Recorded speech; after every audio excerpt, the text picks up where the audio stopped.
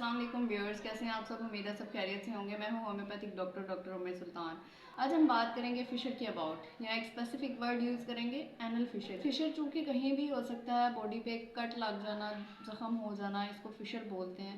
Fisher तो body में कहीं भी हो सकता है, लेकिन स्पेसिफिक वर्ड जो एनल फिशर है ये हमें बताता है कि एनल फिशर का मतलब है कि रेक्टम में कहीं कोई ज़ख्म हो जाना, कहीं कोई कट लग जाना, जिसकी वजह से पेशेंट या पर्सन जो है वो बहुत ही तकलीफ दह कंडीशन से गुजर रहा होता है। इसमें दर्द बहुत ज़्यादा होता है कि इंसान जो है वो बर्दाश्त नहीं कर पाता इसको, या वो रोता है, चीखता चिल्लाता है, मतलब काफ़ी पेनफुल कंडीशन से गुजरना पड़ता है।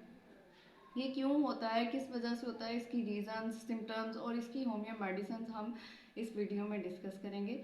तो आइए शुरू करते हैं। सबसे पहले हम देखेंगे कि एनल फिशर की रीज़न्स क्या हैं। एनल फिशर की जो मेन रीज़न है कॉन्स्टिपेशन। कॉन्स्टिपेशन एक ऐसी प्रॉब्लम है, हमारे यहाँ आम वर्ड्स में कहा जाता है कि कब्ज़ जो है वो बीमारियों की जड़ है, बीमारियों की वजह है। तो कॉन्स्टिपेशन बीमारियों की वजह है, बीमारियों की जड़ है, जिसकी वजह से आगे चल के बहुत बड़े बड़े मसाइल का सामना करना पड़ता है, जिनमें एक एनल फिशर भी है। एनल फिशर कॉन्स्टिपेशन की वजह से हो जाता है। ऐसे पर्सन, ऐसे पेशेंट्स जो बहुत लंबे अरसे से कॉन्स्टिपेशन का शिकार हैं, जिनको पाइल्स का भी इशू हो जाए तो वो पाइल्स एनल फिशर की तरफ चले जाते हैं।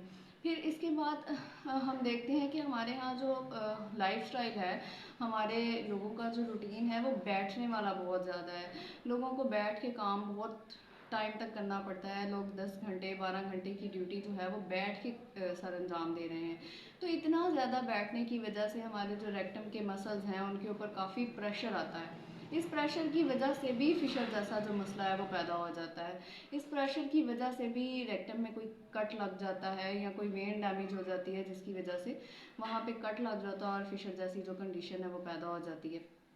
इसके साथ साथ हम देखते हैं कि कुछ ऐसी हमारी एक्सरसाइज या कुछ रूटीन ऐसी जिसकी वजह से बॉडी के जो मसल्स हैं या जो वेन्स हैं वो डैमेज होना शुरू हो जाती हैं, या फिर पाइल्स, कोई ऐसी पाइल्स जिसके साथ कॉन्स्टिपेशन का मसला बहुत ज़्यादा हो और इसकी वजह से मसल्स डैमेज हो गए हों, वेन्स डैमेज हो गई हों, और फिशर की वजह से भी फर्दर जो है वो टिश्यूज़ डैमेज हो जाते हैं। अगर फिशर आपको बहुत लंबे अरसे से चला आ रहा है और आप उसका बाकायदा ट्रीटमेंट नहीं करवा रहे, तो फिशर की वजह से जो टिश्यूज़ हैं, कुछ समटाइम फिशर इतना गहरा हो जाता है, कट इतना गहरा हो जाता है कि वो टिश्यूज़ को डैमेज करना शुरू कर देता है। तो इसको बाकायदा तौर पे और इसको बहुत अर्ली स्टेज पे ट्रीट किया जाना चाहिए, ताकि ये आगे चल के फर्दर बीमारियों का सबब ना बने। कि इसमें रिस्क फैक्टर पे कौन से पर्सन्स हैं। रिस्क फैक्टर में इसमें वही पर्सन्स आएंगे जिनको कॉन्स्टिपेशन का मसला बहुत ज़्यादा हो, या जो बहुत ज़्यादा मिर्च मसालों वाली और बहुत ज़्यादा तली हुई चीज़ें और बहुत स्पाइसी फूड का इस्तेमाल करते हों, पानी बहुत कम पीते हों, जिनको पाइल्स का इशू हो। इस तरह के लोग फिशर के लिए जो रिस्क फैक्टर में काउंट किए जाएंगे, इस तरह के लोगों को हम उसमें वो मेन हेड पे देखेंगे कि इस तरह के लोगों को एनल फिशर होने का सबसे ज़्यादा खतरा होता है। फिर हम देखते हैं कि कॉन्स्टिपेशन, पाइल्स और एनल फिशर के जो पेशेंट्स हैं, इनमें हम डिफ्रेंशिएट कैसे कर सकते हैं। जो कॉन्स्टिपेशन के पेशेंट्स हैं या जो पाइल्स के पेशेंट्स हैं, पाइल्स वाले पेशेंट्स में जो है ब्लड इतना चमकदार और इतना ज़्यादा क्वांटिटी में नहीं लूज़ हो रहा होता, वेस्ट नहीं हो रहा होता, जितना फिशर के पेशेंट्स में हो रहा होता है। फिशर के जो पेशेंट्स हैं, चूँकि इनकी बॉडी में कट लग जाता है और इनके रेक्टम के गिर्द कहीं कट लग जाता है, तो इस वजह से इनका ब्लड जो है वो बहुत ज़्यादा वेस्ट हो रहा होता है, चमकदार ब्लड निकल रहा होता है, क्योंकि यहाँ पर वेन्स में ब्लड की सप्लाई ज़्यादा होती है और वेन्स बहुत ज़्यादा मौजूद होती हैं, इसलिए ब्लड बहुत ज़्यादा क्वांटिटी में यहाँ से वेस्ट हो जाता है। हम देखते हैं कि फिशर किसी भी पर्सन को हो सकता है, बच्चों को हो सकता है, बूढ़ों को हो सकता है, नॉर्मल एज में किसी भी पर्सन को हो सकता है, और इस फैक्टर में इसमें वही पर्सन आते हैं जिनका हमने जिक्र किया। फिर इसमें प्रेगनेंसी में भी समटाइम्स कुछ प्रेग्नेंट फीमेल्स को भी बहुत ज़्यादा एग्जॉर्शन की वजह से, स्टूल पास करते वक्त बहुत ज़्यादा जोर लगाने की वजह से इस तरह का मसला जो है वो डेवलप हो जाता है। इसमें सजेशन यही है आपके लिए कि आप जब एक तो ख़ुद को कॉन्स्टिपेशन ना होने दें, कॉन्स्टिपेट ना होने दें, पर्सन को चाहिए कि पानी जो है वो मुनासिब मिकदार में पिएँ, ताकि आपको कॉन्स्टिपेशन जैसा मसला ना हो। और सेकेंडली ये कि आप जब भी आपको अगर कोई थोड़ी बहुत कॉन्स्टिपेशन या स्टूल हार्ड हो जाए आपका, इन केसेस कि अगर आपका स्टूल हार्ड है तो आप उसको पास आउट करते वक्त बहुत ज़्यादा ज़ोर ना लगाएं, अपने जो मसल्स हैं उनको उनका काम करने दें।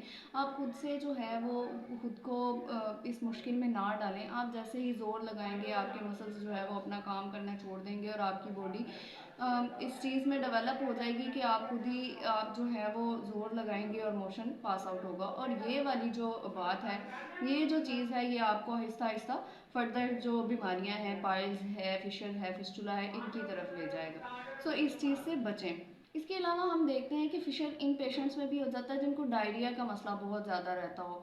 डायरिया की वजह से चूँकि बार बार मोशन पास आउट करना पड़ता है, बार बार इस प्रॉब्लम से गुजरना पड़ता है, तो समटाइम्स कुछ प्रॉब्लम्स कुछ जर्म्स की वजह से या बॉडी के सिम्टम्स की वजह से उसमें फिशर जैसी जो हैबिट है वो डेवलप हो जाती है। फिर इसके अलावा जो बाउल सिम्टम के पेशेंट्स होते हैं जिनमें आईबीडी का मसला बहुत ज़्यादा होता है, जो इरिटेबल बाउल डेवलपमेंट्स होती हैं, उनकी जो बाउल हैबिट्स होती हैं, उसकी वजह से भी फिशर जैसा मसला पैदा हो जाता है।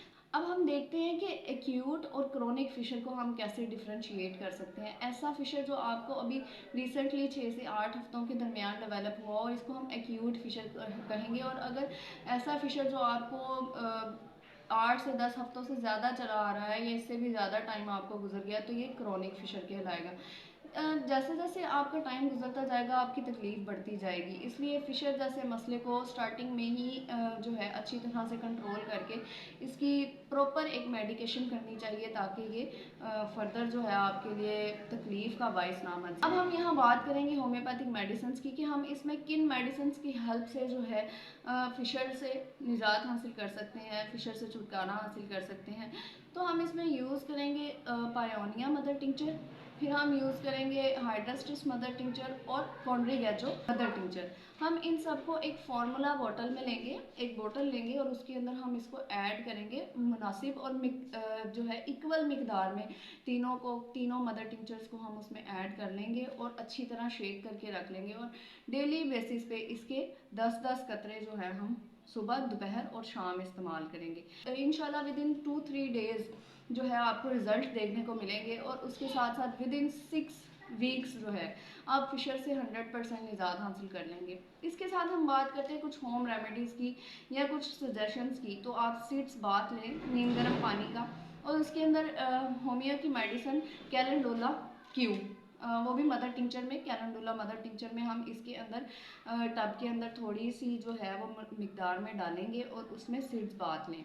इसके साथ बहुत अच्छा जो है आपको बहुत जल्दी रिज़ल्ट देखने को मिलेगा। इसके अलावा आप देखें कि आप जब भी मोशन पास करने के लिए जाएं तो आप अपने रेक्टम के एरिया पे ग्लिसरीन, वैसलीन या नारियल का तेल, इन तीनों में से कोई भी चीज़ जो है आप अच्छी तरह से अपने रेक्टम के गिर्द लगाएं, इससे भी आपको बहुत सुकून मिलेगा। इसके अलावा आप हल्दी वाले दूध का इस्तेमाल ज़रूर करें साथ। हल्दी आपको पता है एक नेचुरल हीलिंग पावर रखती है अपने अंदर। और हल्दी वाला दूध सुबह और शाम 1 कप आप इस सिचुएशन में ज़रूर पिए। इसके साथ आपको बहुत जल्द और बहुत ही अच्छी तरह से इस प्रॉब्लम से जो है वो निजात हासिल होगी। उम्मीद है मेरी बताई हुई होम रेमेडीज़ और बताई हुई मेडिसिन आपके ज़रूर काम आएंगी और आप इस तकलीफ दे बीमारी से निजात हासिल करेंगे। नेक्स्ट वीडियो में फिर मिलेंगे, तब तक के लिए अल्लाह हाफिज़।